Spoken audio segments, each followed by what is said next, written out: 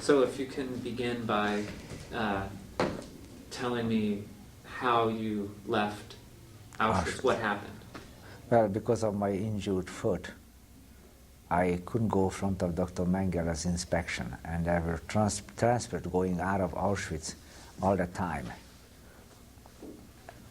I don't know exactly, every week or couple of times a week, as Jews were coming in or from all over the world, all over Europe, they were transporting people out to the German factories. And so because of my injury, I couldn't go in front of the inspection, and it was my thought, if I save up a couple of portions of my bread and I change with somebody who is already in the transport, because the only difference between outgoing transport was that they were getting flannel uniform, being already November or December. The flannel uniform, blue and gray striped uniform, and only different, they had the numbers sewed on, and they had tattoos. They got the tattoo number on their arm too. And so I decided that I have to get away from Auschwitz. I saved up a couple of portions of my bread and approached one of the young men who were already selected in the transport, if he would take the bread in exchange of the uniform being that flannel, and that would mean that I'm in the transport. And he accepted it. Was he a Hungarian? No. I don't know what language he was speaking, but I think I spoke a little German by then. And no, it wasn't Hungarian. And he said, well, I would have changed anyway without the bread, but this is better yet, because my father is here and I don't want to leave Auschwitz. So we changed uniform, and I was in the transport. And the transport, we were mixing. After you were selected into, they were able to mix with us. They went back to their barracks. When they called up that the transport is marching out, we were called out, and we were marching out in the next day to the railroad tracks, and they put us into railroad cars. So I was going out of Auschwitz, hoping to survive. Do you know where you were going? No. We were put into cattle cars and we went to southern Germany, as we later learned.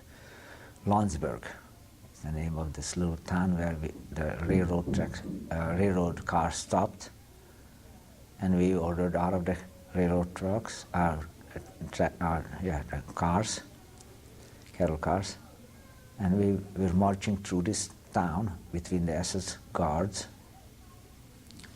at gunpoint. And as we were marching through this town, this older gentleman, well, older, 35 or so, it was old for me, I was 15, said, this is the prison. We walked in front of a big building. This is the prison where Hitler wrote Mein Kampf.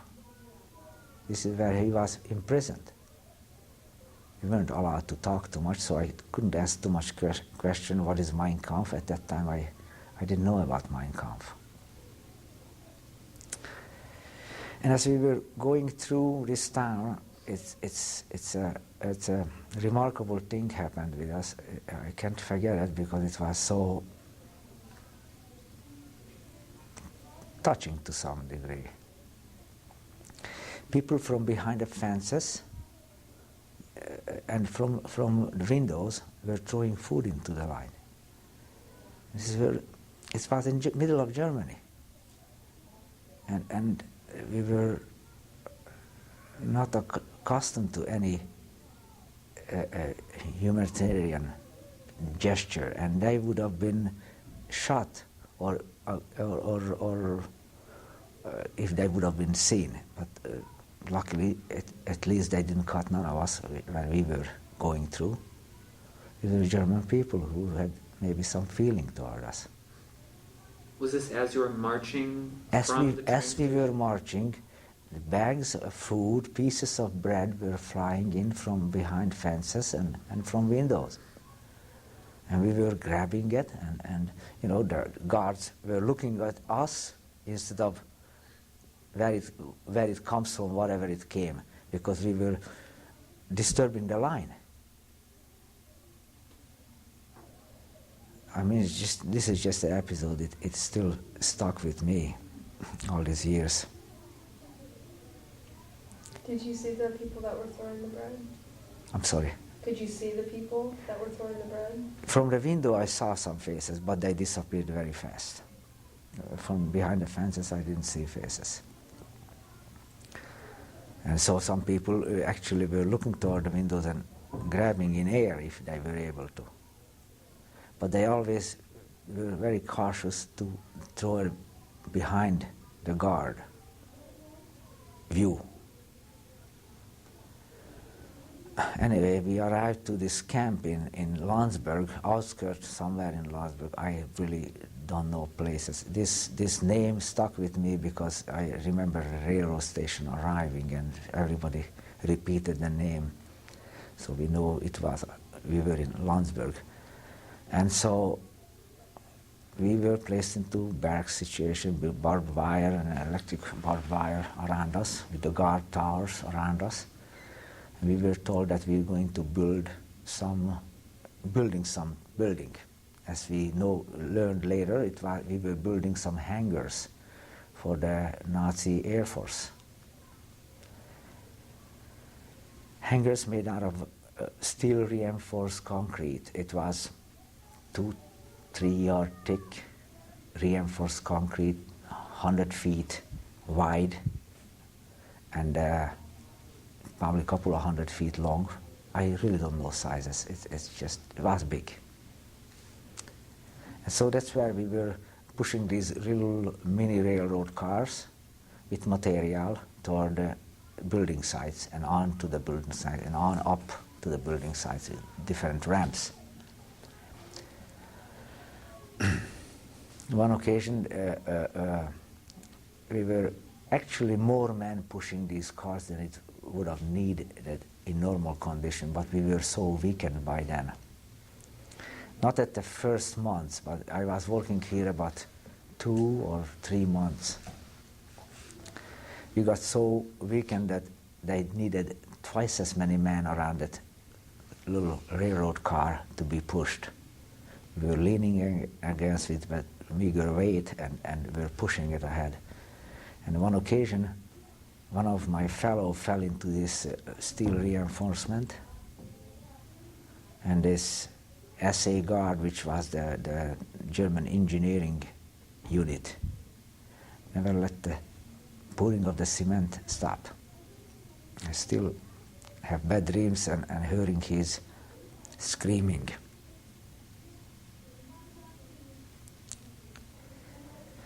My foot vaguely healed by this time.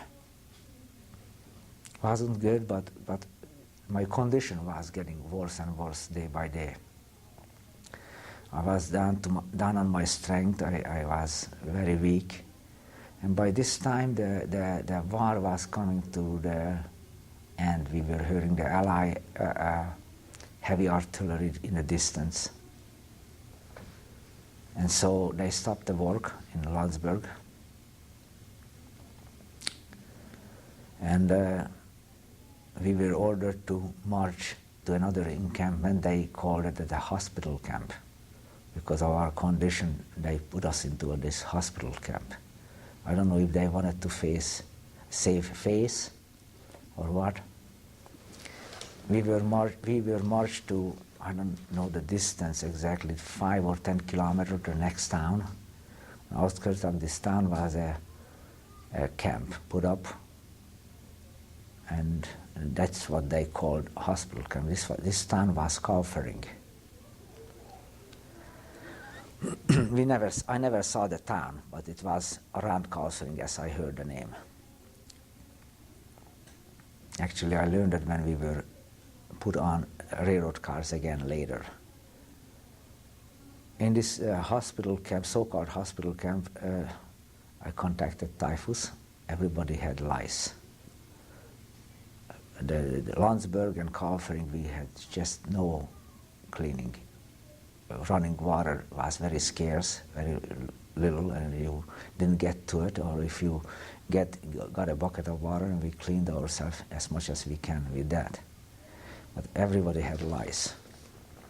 So I contacted typhus, and we were put into these barracks, which they named, okay, anybody who has fever or typhus goes into this barrack. And we were placed into this A-frame barrack, underground A-frame, and a little roadway dug out in the middle, and on the two sides, on the dirt, we were sleeping with our blankets. And we were side by side, just enough room for one person. So tight in there. And in 10 days, or a week or 10 days, I was in laying there, half almost out, with high fever, very minimal food, and the fellows were bringing in some water. When I came to and was able to sit up and get going, the barrack was half empty. The rest of them were carried out. They had plenty of room around us. I was able to scramble out of the barrack, and so I didn't have no more fever anymore. When I pushed down my trousers, on my shin it was so covered with lice, like an anthill. When I swiped the lice out from my shin, the skin was going with it. So I had another open sore which took a long time to heal. It's one good, nice thing happened with us in Kaufering. I don't know why the Nazis let in the American Red Cross for inspection. I don't know. I don't even know if it was the American Red Cross, but that's what it must have been. Well, they didn't have too much to inspect. They saw our conditions. But the nice thing was, the blessing was that they were able to bring in blankets and food. I got hold of a little can of Borden's milk, that thick thing, and I cherished it for several days. It in a way, it's helped me survive. We were probably not more than 3, maybe 4 weeks in this camp. As I said, the war was coming to the end. Day and night we heard the distance bombing and heavy artillery. We were hoping they come soon enough. They had another surprise for us. We were marched out to the railroad station and onto the cattle cars again from this camp, whoever was able to walk out of this camp. Were you able to walk? I was able to walk with hanging to each other. So, did you recuperate a little bit from? Just barely. By then I was down to skin and bone. We were put into these cattle cars, helping each other, pulling each other up, because they were ordering us to move. But this time the Nazis were retreating, and both of the railroad tracks were going back into Germany.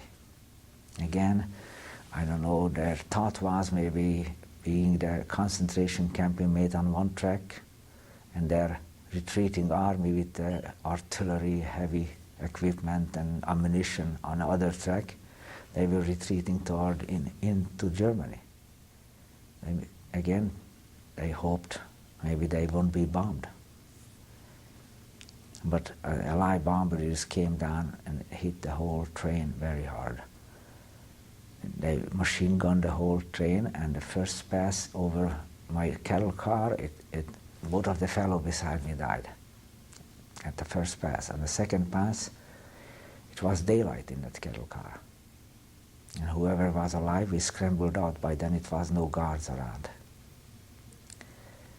We went into the woods and tried to hide. Well, our freedom lasted maybe 2 days. In the meanwhile, we went out to the fields nearby fields and dug up some raw potato. And that's what we ate. They came around with dogs. They chased us back to the cattle cars. They never removed the bodies. And we traveled, I don't know, it was a day or two, I don't recall. I was in the days. And this is how we arrived to Dachau. And that was close to the end of April of 1945. So, were they American planes or Russian planes? Do you know? It must have been American or French or whoever fought on that front. I don't know. And they were shooting at your cattle car? Well, shooting both. I mean, that Because there was a military train? military train side by side. They were going back inside Germany on both tracks, and we were on the side. They either didn't know, and even if I don't know. I don't know what happened. It just came through and were shooting. As I say, by the time we scrambled out of the cattle car, there was no guards around. So they were probably shooting at the Germans as they were running, but hitting the cattle cars too. This is how we arrived to Dachau.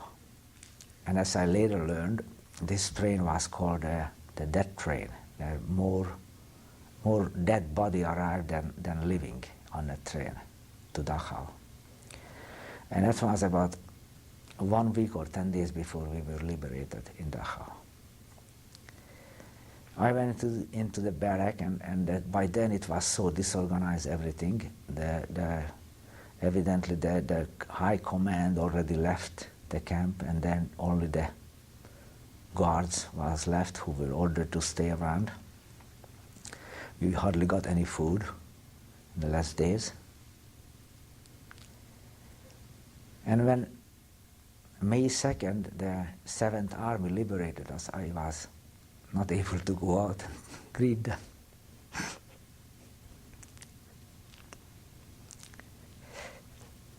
But it was a happy day.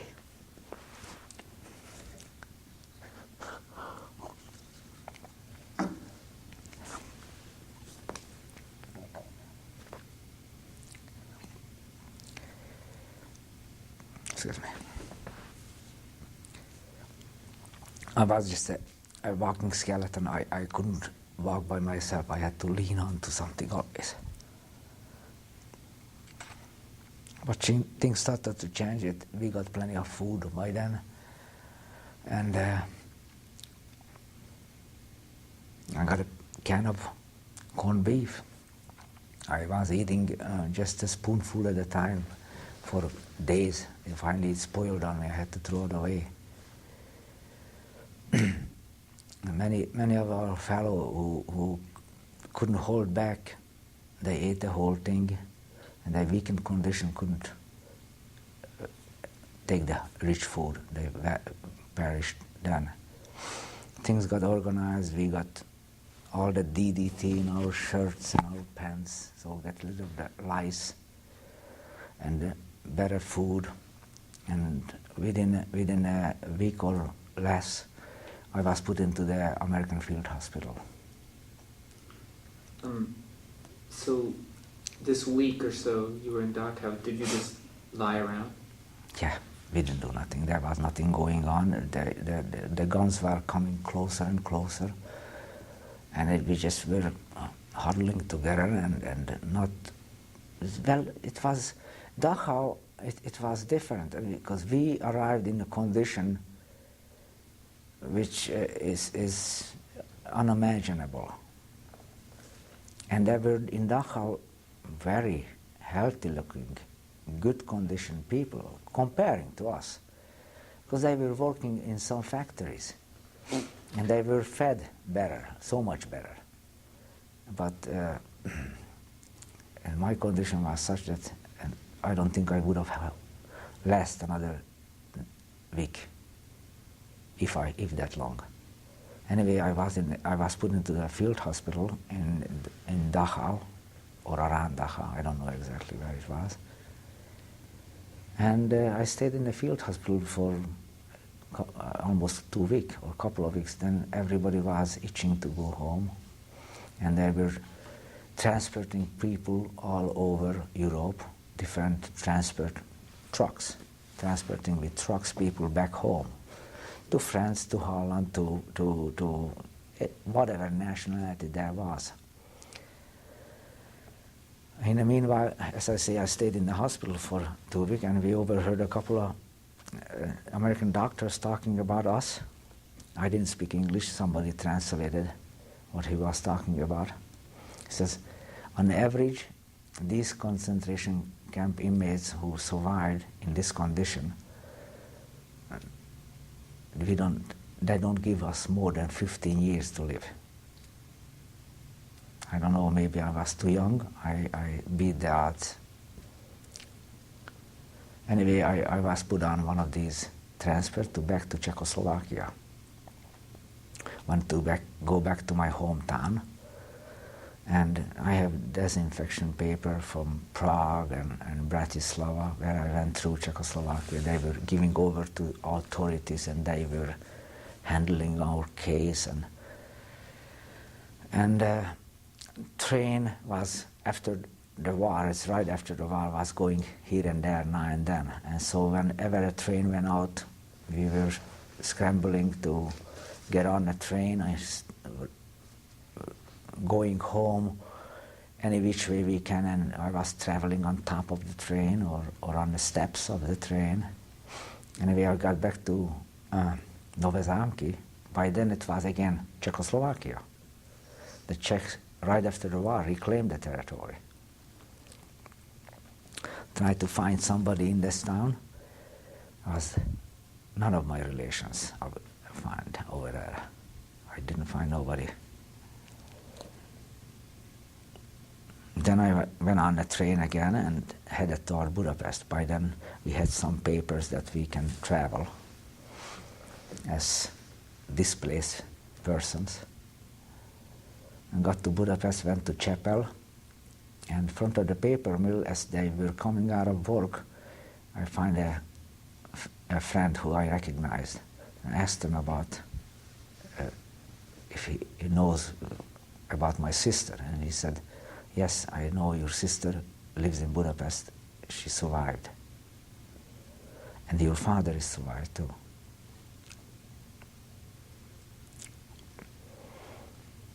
It was 3 of us from our little family. It's a miracle. Besides this, I have 2 cousins who lives. From all those people who were at the Seder table at my grandma's place, just 5 of us survived. It was a happy reunion, for sure. My sister survived, that she left, he escaped from this barrack situation from the paper mill and went into Budapest and put herself up as bombed out from the countryside that was still under Nazi occupation. And she put herself as bombed out from the countryside with no papers, and she was working as a maid for 3 or 4 months during the rest of the war years. By January of 1945, they were liberated by the Russians in Budapest. And my father, as I said, he hid as the Germans were retreating, and he came home behind the Russian lines as they advanced to Budapest. Can I interrupt you for a second? Excuse me? Can I interrupt you? Sure. Do you remember, excuse me, did you see the American soldiers who liberated you in Dhaka? Oh yeah, I saw them. Do you, It was a welcome sight. yeah. Actually, in Dachau, I noticed I had some interesting happening. The German guards who stayed guarding us hid into the big garbage bins, which was in the ground. It's big so that a tractor can go in and push the garbage in and out. They hid in there, and I saw concentration camp inmates chasing them and throwing rocks and beating them.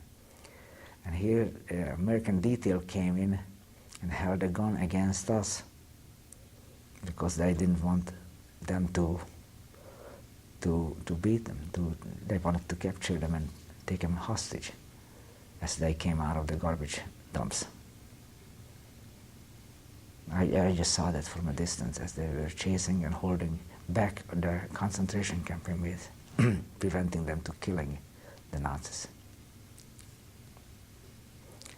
And and you said you remembered what unit it was? Seventh Army, I heard. And did you notice, were there any Japanese Americans or African Americans, or was it all? Yes, African Americans were between them, but no, I don't know if I took that close look. And it was the main thing. It was Americans. And so then you were in the hospital, and when you got out of the hospital, were you still unhealthy, or? Oh, I have pictures when I came home. 6 months later, looked like a picture of health. My face was blown up. My system couldn't process the water, so I was just swollen all over. My legs were swollen for years. Yeah, I had edema, of so-called, and vitamin deficiency for years. But then when I get back to Hungary, was put into a sanatorium, a kind of a youth camp by the American Joint helping organization from here. They set up these campsites, which was in schools in towns down in Hungary. And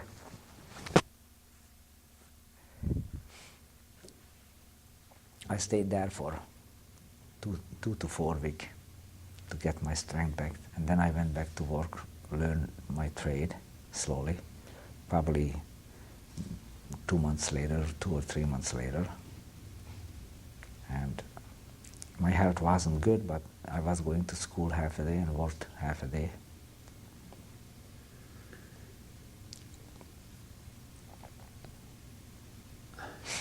Okay, I want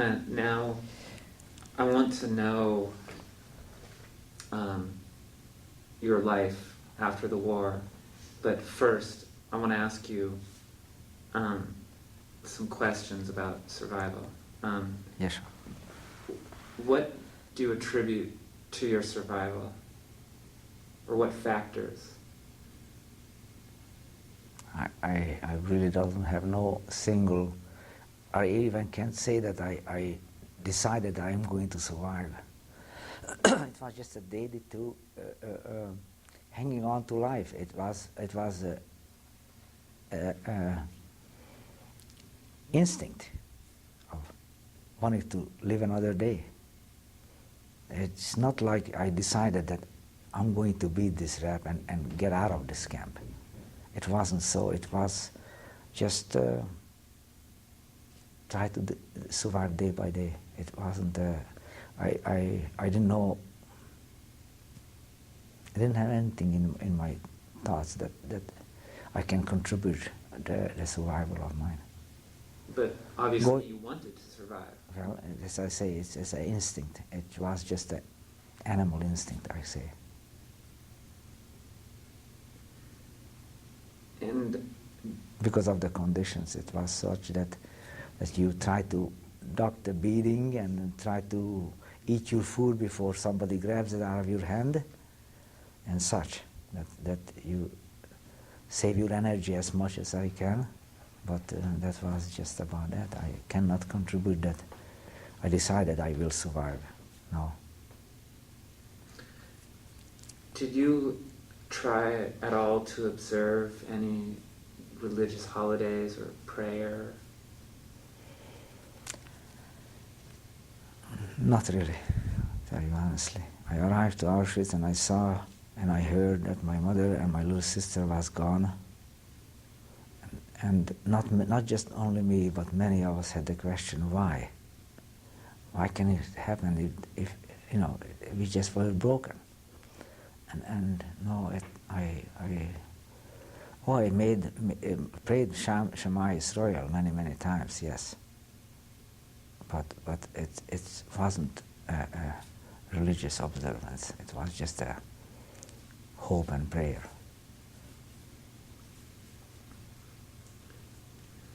Did you ever have to make a difficult moral decision in order to survive?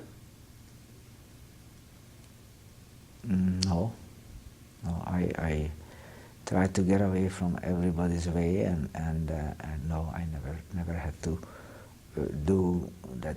You know, that I would hurt somebody else. No, I was just unable to do things like that. We were all in the same shoe. We were all there, put there, and forced to do whatever it had to be done there. And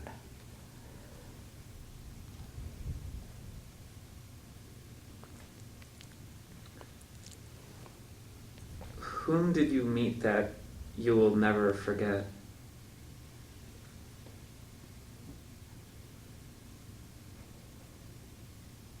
Is there a person who stands out? during the encampment, Yeah, during the whole experience. Mengele was one of them. Yeah. I can't forget. And the American Army liberators, can't forget. The doctor in the hospital in Auschwitz, what was Dr. Dr. Epstein, yeah, that's another person I never can forget. And I don't know if he survived. Oh, you don't know what happened? No. I know the name, that's all. That he was a professor in Prague. I don't know why I didn't pursue to look, but he was, as I say again, older man, and I don't know if he survived. And if he survived, he is not living now. What do you think is the most difficult thing to talk about now, about your experiences? It's all these experiences. It's difficult, and difficult to talk about my mother and my little sister who vanished. And it's still, as I said, you know, the brutality we went through, seeing them, that man in the cement, his hand out, it's still the brutality. It's always there. It's been there for many years. I try to forget it. Now I'm scraping my memory to bring it back again. It's not easy.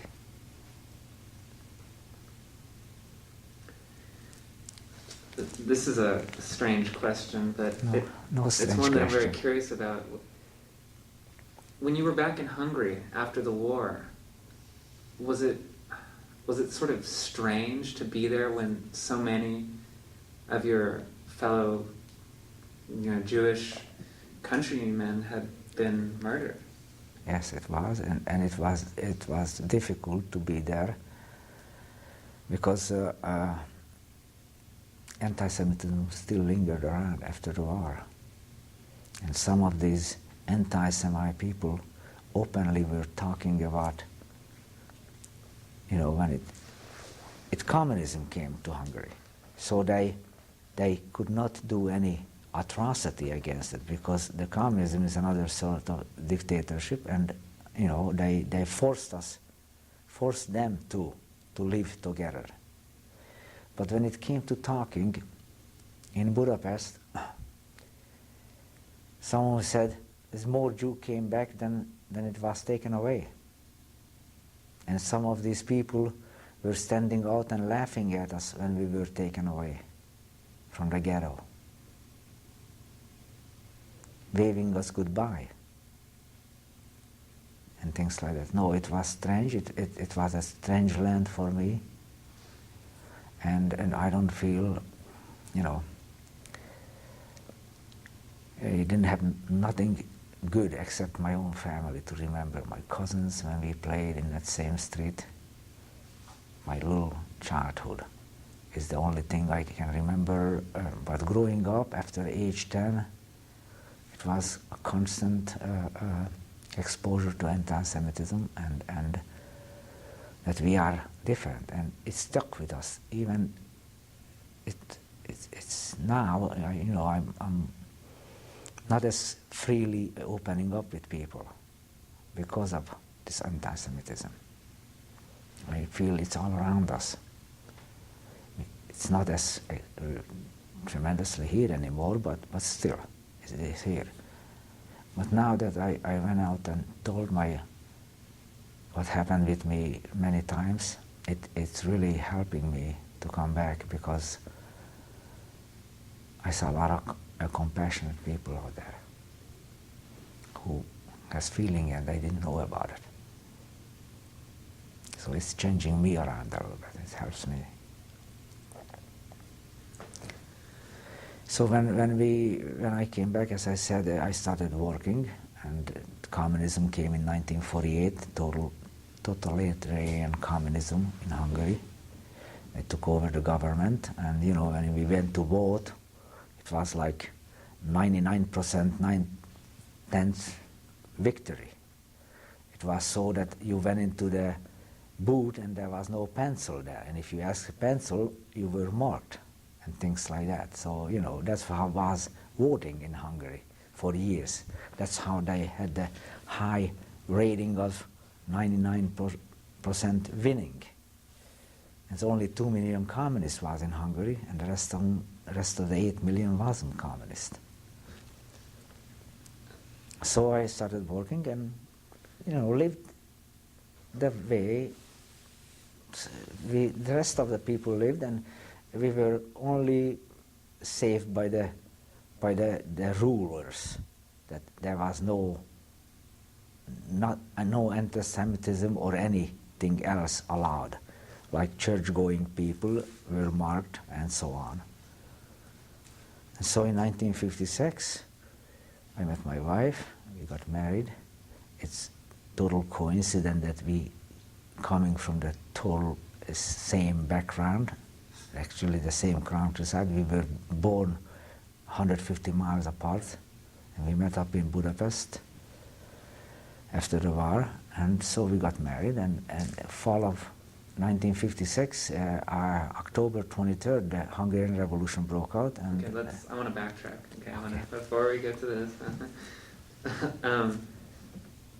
you were living in Budapest after the war, is that right? First, I lived in Chapel for a while, which is 10-15 kilometers from Budapest, and electric car was going between. It's like Gresham here. Yeah, basically Budapest. Greater Budapest, they called it. And how did your life change now that the communists were in power?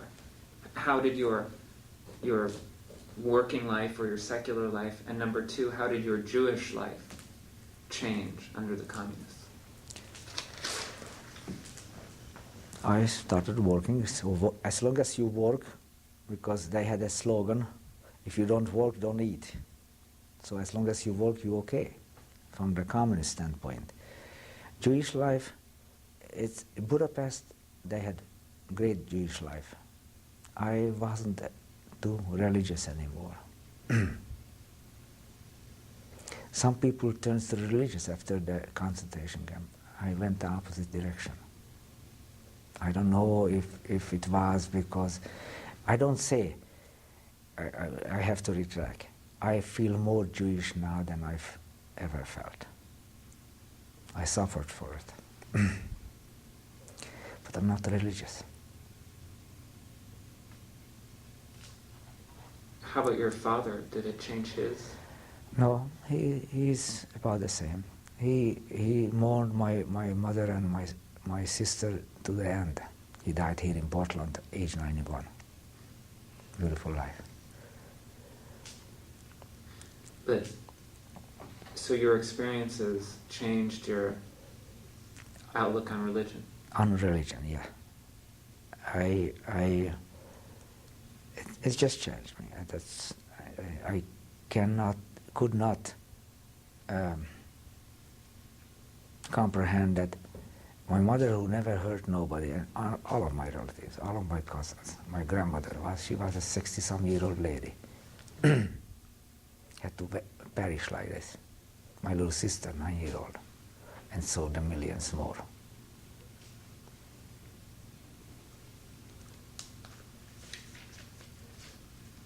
So you didn't go to the synagogue anymore? No, I can't say I didn't go to synagogue. High holidays we go. It's a tradition, so say. Yeah. I don't go every Friday night. I go on the high holidays. I brought up my children. They were going to Sunday school till they finished 8th grade, and then I told them that's your decision.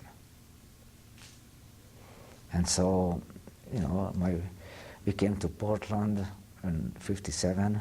After the revolution, we escaped. And my daughter born in 1960, my son in '64. We have a couple of grandchildren we cherish. And so sort of building a little new family. So were you after the war, in between 1956, were you involved at all in politics or anything? Or not involved in politics, but were you a member of the Communist Party? Did you sympathize with the Communists? No, I was forced to go in as a youth into the Communist Youth Group. And I used that to the tilt when they looked for, when they had a chance, when I had a chance, I went to a youth camp for 2 weeks. It was a nice vacation. I enjoyed that. But other than that, I was orienting, I was in the Zionist movement. And many of my friends went to Israel. And I didn't want to leave my father, and I didn't go. I don't know if I regret or not. I later looking back, I don't mind I didn't go, because I had nothing good in my life until then, and I didn't want to leave the States. I was building a new life, and I liked it here. Was there a big difference in the way just day-to-day life worked from before the war then compared to when the communists were in power? To some degree we were protected. There was no open anti-Semitism, but still it was always around us. And as long as you obliged and you did not talk against the government, it was such a situation that you didn't want to talk to your neighbors about politics, because if you talked against the government or something anti, you disappeared. A lot of people, a lot of families disappeared in Hungary like that. They were not trusted anymore, and they were just taken away. And many of them, they don't even know where they took them. What I'm trying to understand is, did you just not care about what was going on in the government, or did you like the government or dislike the government? I disliked the government. You disliked it? Yes, definitely. It was not a free government. It wasn't as free as we were in Czechoslovakia. As I grew up, as a 10-year-old boy, it was a republic. It was fairly democratic, somewhat democratic. It wasn't total democratic. And so the difference I still was able to compare as remembering as a 10-year-old, that I wasn't afraid of the police, and I was, it was sort of free. But under communism, it was such that anytime you moved, you had to report where you are, what you do, and so on. And you weren't free to change a job. You were working in a factory, you wanted to go someplace else, You had to go through so many red tape, why and what reason you want to change. You were kind of stuck with your job. And so I lucked out because I was able to get into a commune type of a industry. All the people who had their own business, small businesses, they had to combine into a commune business, and the government had better control that way. And it was a better work situation over there if I was able to get into one of these. And that's where I worked till 1956. And I left the country. Where did you meet your wife? Excuse me? Where did you meet your wife? Actually, my uncle was working with her. At a distant uncle, he was a furrier in Budapest. And he told her to want to introduce my nephew. And we got introduced, and we had a long engagement, 59 days. We met and married. And then 5 months later, we left the country. We decided when 1959 October, the revolution broke out, and by Christmas Eve, by Christmas rolled around, and the Russians came back with tanks and just broke down the revolution, started to restore their communistic way, because we were hoping that we're going to be a free country when the revolution broke out. But it didn't happen, so then we decided, actually we talked about it before, if any time a chance comes to leave the country, we will, and the chance came. And we left the country with my father and my stepmother. My father remarried in this 10 years after the war. Actually, he remarried 1950. I was in the service and I got a leave for her wedding, for his wedding. So you were in the Hungarian army then? Yeah, I served in the Hungarian army for 2 years.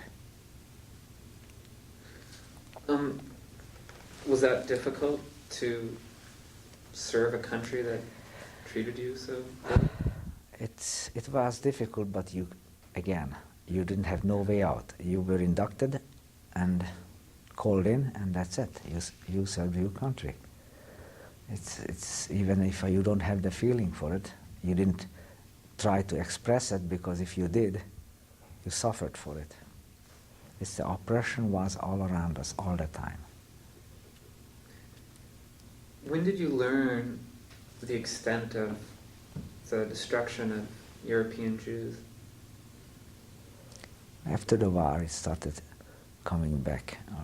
And besides, we saw it around us. All the families in Budapest, the synagogues were destroyed, and just very little number of synagogue was rebuilt because there was nobody to fill it.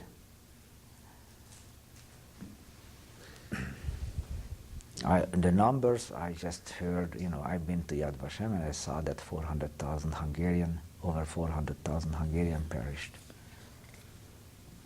And so, numbers I don't know, what I learned after the war, yes. Tell me about the revolution. What happened? I was working, and the colleges, the young people from the colleges started marching in front of the radio station with plaques, boards, signed wanted to put a declaration in, and wanted to get into the radio station to put their declaration on air. And naturally they weren't allowed, and they broke into one of the radio station and they did the proclamation anyway.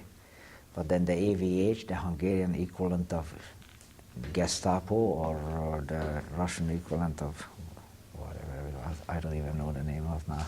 KGB. KGB, thank you. So the AVH, they came and they chase them out and shoot as many as they can as they were running out. Anyway, from this came that some units of the Hungarian army stood over to the revolution side, and some of the government officials came on top of it, and there was just a small detail of Russian soldiers, I don't know how many thousands, but they beat them. For temporary. Did you see this happen, or this is what, are you telling me generally what happened, or? This was generally what I saw, for example, one time, which is grueling. We were not far from my wife's home, in a place where 5 streets run into the intersection. A Hungarian tank battalion battled with a Russian troop. And the next morning when we went out, actually one tank battalion, one Hungarian tank was hidden in a side street, and there came a truckload of Russian soldiers, and they just blew up the truck and run over them. I saw the bodies, the blood, and the thing all over there. This is what I saw. Well, crossing Budapest, I saw dead people caused by the revolution put into piles. It was bringing back what I saw in Auschwitz and all the concentration camps.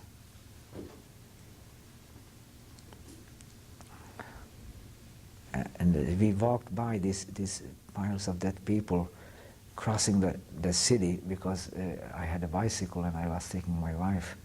In places we couldn't use the bike because we had to walk, where things was debris all over. And it was just like war. We were in our apartment on one occasion, and the anti-revolutionaries were looking for some communists. And somebody told them that in this building there are communists hiding.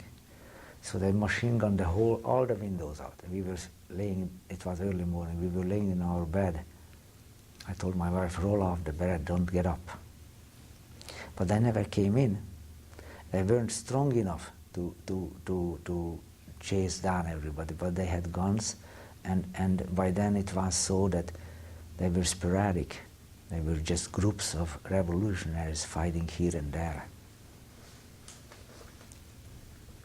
So, these things sticks with you. How were you able to leave the country? Did you escape, or did you do it legally? No, nobody left legally. There is 135,000 Hungarians left at that time, as I learned later. I didn't know the number. But we were 15 of us, 5 children in our group. And we paid off a Hungarian border guard. We went to the border and we had a name. And we met a Hungarian border guard close to the border town. And we paid him off. Who were you with? I'm sorry. Who I were with? Yeah, who was in your group? People from all walks. I don't know how it got organized, but we went down to this town and to this, we just 4 of us went down. And what it was is over there, this man waited for us at the railroad station and took us to a farmhouse. And over there he collected 15 people. We were 4 of us. And you and your wife and your father? And my stepmother, yes. And your who? And my stepmother, yeah. Your sister stayed? Yes. I learned later that she tried to escape, she was captured. That's why she stayed. Anyway, we paid off this guard and he took us to a farmhouse close to the borderline.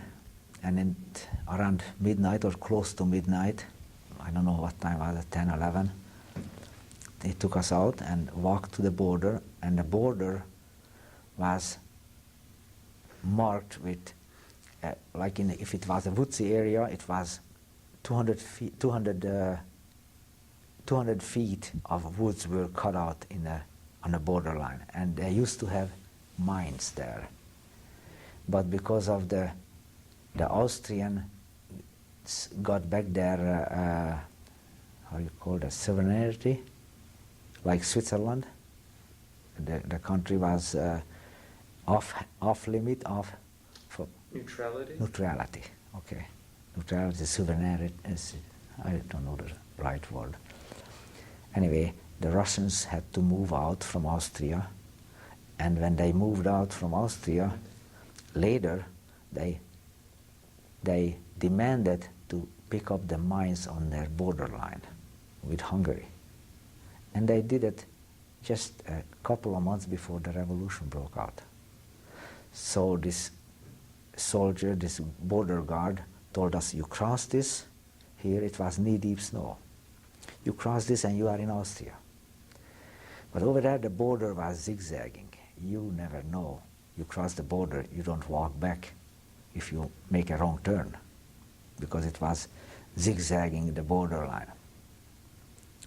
So we got over. Actually, when we were advised to take some sheets along, and you believe it or not, these children, the 5 children, they were so quiet, they like knew that they are in danger. No, not one cried. And when the Russian border guard shot up flares, we were hiding down under the sheets. Waited till the flare goes down, then we continued. This is how we approached the border and crossed it. Then we went into a cornfield and hoped that we are in Austria.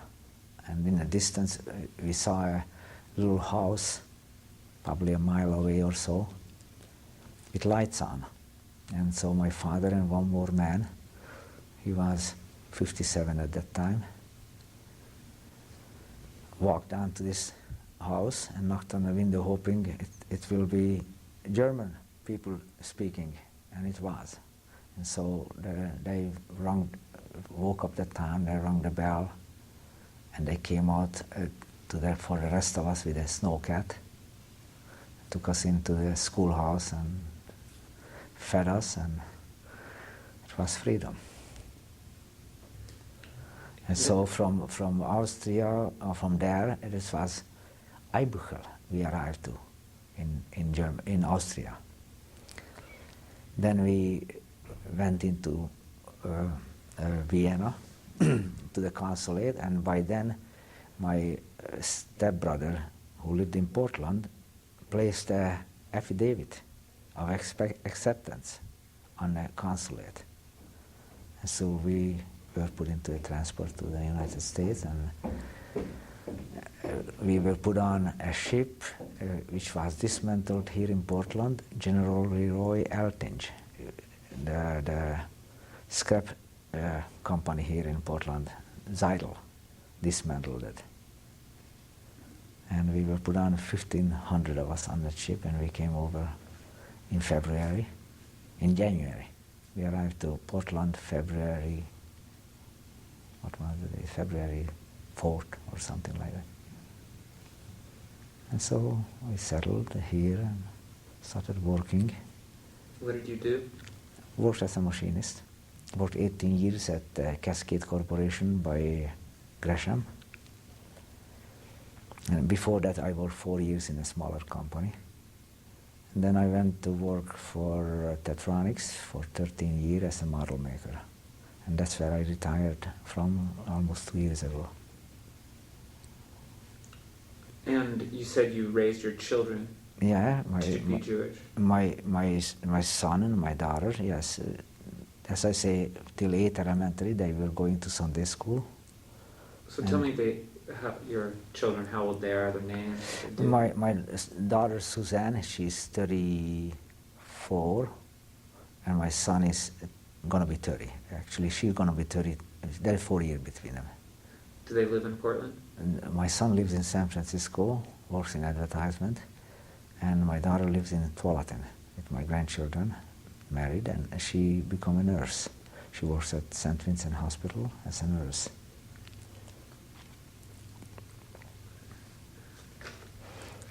And she married a young man. He's Gentile, and they are very happy, and I can't ask anything more really.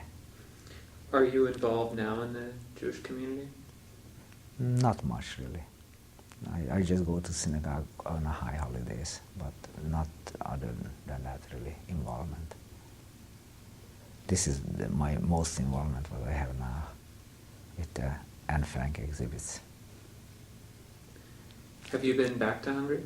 Yeah, we went back under communism, visiting my sister and his son, and my wife had a sister and nieces and nephews there, and their families.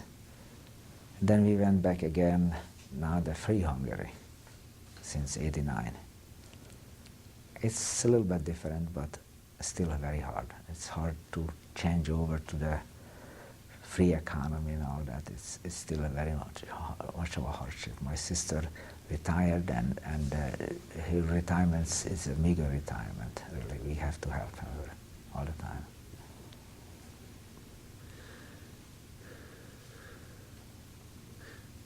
Do you identify with? I mean, do you consider yourself a Hungarian or Jewish Hungarian? Definitely not Hungarian. More Jewish than Hungarian. Not Hungarian whatsoever. I didn't have no good life in Hungary.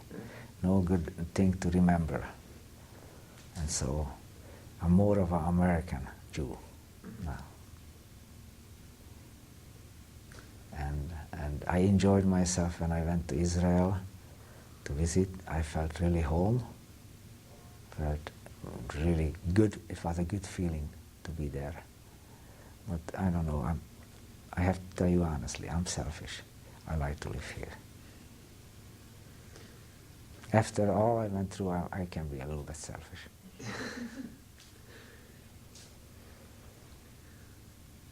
I don't have any more questions. Do you have any questions, Lane? Actually, I was wondering if you could tell me what happened to your sister after she was caught trying to escape. There were so many people who were caught in the border that there would have been thousands of them. They were just sent back, taken back, and they were looked after for a while. But nothing. She was at that time 57 years old, so close to retirement.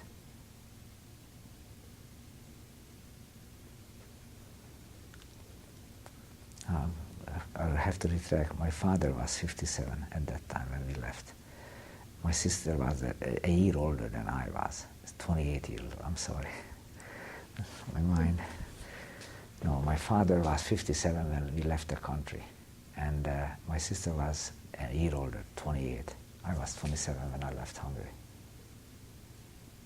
She stayed there and worked. Had a good job at that time, comparingly. But retirement is very meager. It's worse than here in the United States. Social Security is not enough over there either to live. Also, do you feel that anti-Semitism in this area, for example, can be easily inflamed? I think people can be enticed to be anti-Semite or any, because I don't know, people their mind can be changed easily if they get into a mass or it's like happened in Germany. It's a mass hysteria.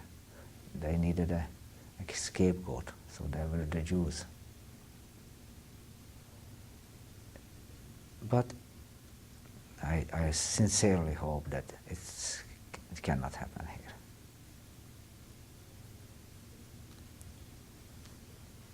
Do you have any explanations for yourself about why this happened in Germany, or why this hysteria occurred? Why this happened? Why does it happen that in thousands of years the Jews were chased around the world, and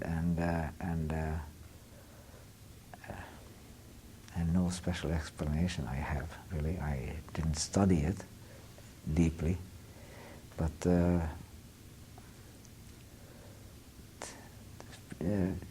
rulers needed a scapegoat, and this was it for Hitler, and the people needed to belittle something or somebody always, and that was the Jews.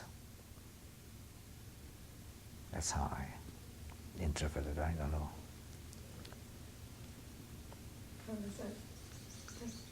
Do you have a message for people who may be watching this tape? To learn about it, that we are all equal. There is only one God up there, no matter what religion we pray to that God. But unfortunately, people don't learn, and I hope they will from this message or from others' messages. Because it's going on, genocide is going on all around the world. I don't have to tell you. Bosnia, Herzegovina, Iran, Iraq, or even in Ireland.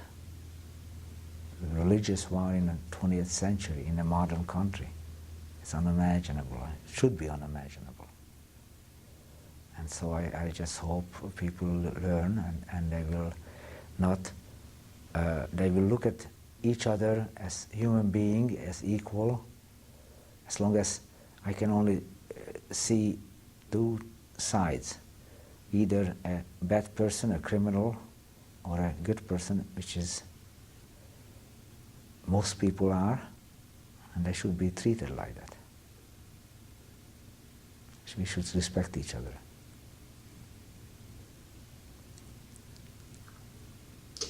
Well, thank you very much. Thank you for listening to me.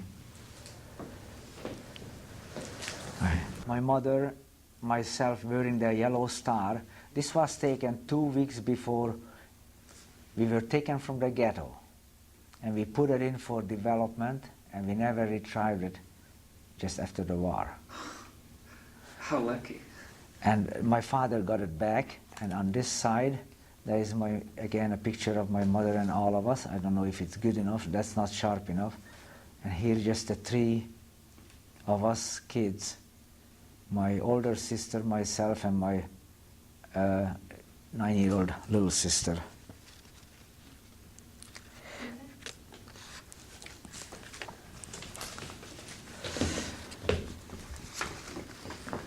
I don't know if I can put this up here. This is a document from Czechoslovakia. This is on Czechish. A disinfection paper that I've been, actually this is the repatriation paper I got when I arrived to Czechoslovakia in May 30th, 1945 from Dachau. I have a copy for wait, you. what's your name? Your name is Ladislav? Ladislav, that is Czechoslovakian. Laszlo in Hungarian, and now I'm Leslie. So I had 3 names in all these. Leslie is my name now. Oh, so in Hungarian your name is Laszlo. Laszlo, yes. Yeah, it's a common name. Okay. And this is the other side of it, which is as a booklet like this. Oops, upside down. Yeah, with the number and actually I got 500 something Czechoslovakian money at that time to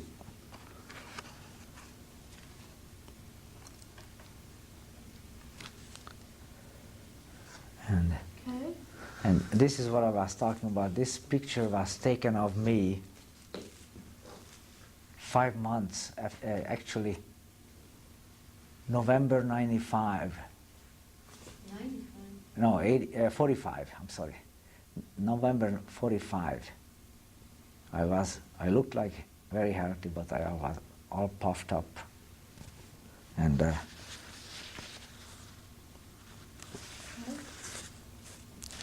this is a picture a year later of myself, a year after that.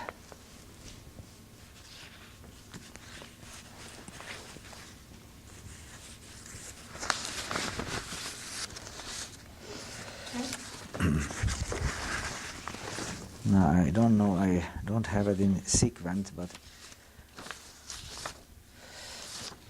I'm sorry, I'm missing something.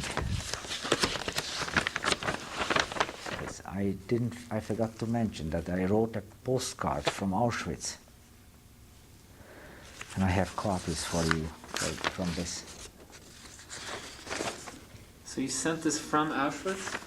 And this was the reason. You can read this one and you see what was the meaning of it.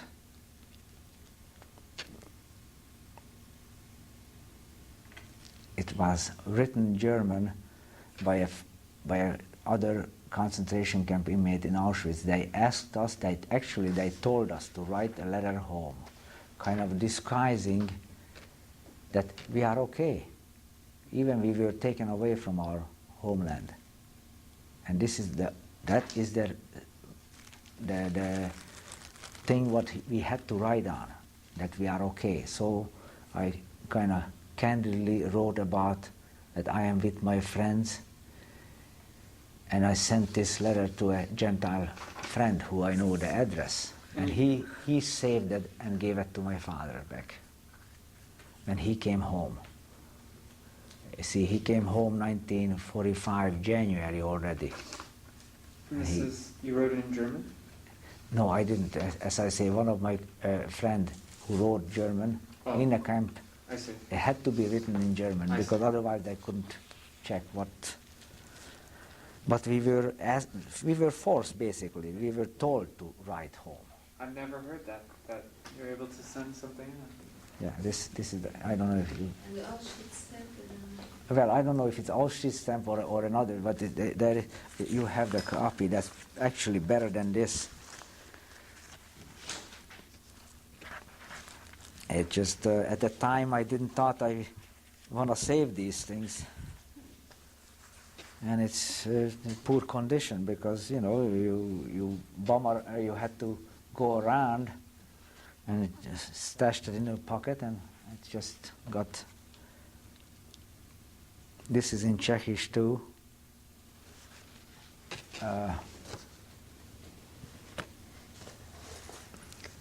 It's another disinfection station I had to go through. And I don't understand too much anymore in Czechish. It's disinfection station in Bratislava. Because when we passed through a town and we went to the next place, they did again. We had to go through putting in our clothes into steam to kill if there was any still lice or something.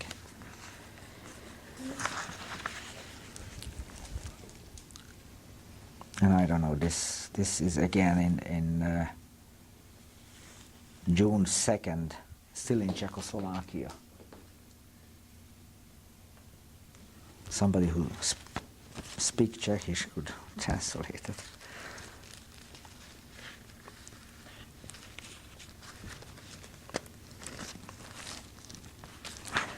So, and these are postcards what my mother wrote to my father, and he got it back. On these postcards in Hungarian, she wrote about that we're going to have to move into the ghetto and stuff like that.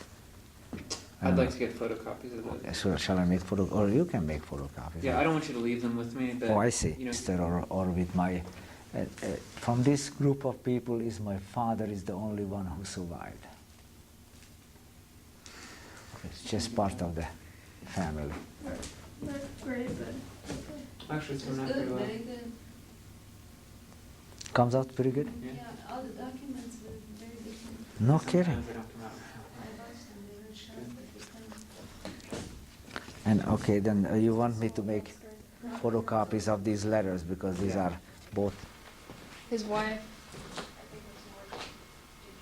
It seems like you get the details, you have to get them to tell you a story, like a specific event that they've already, that they've thought all about, they've constituted as a story in their mind, or like something that, some particular incident. Yeah. But even when he was doing that, they weren't. It's pretty vague. Yeah. Yeah, like I really wanted to get more detail on that thing where the Germans were throwing bread over their fences. When what? The Germans were throwing bread over their fence. Yeah.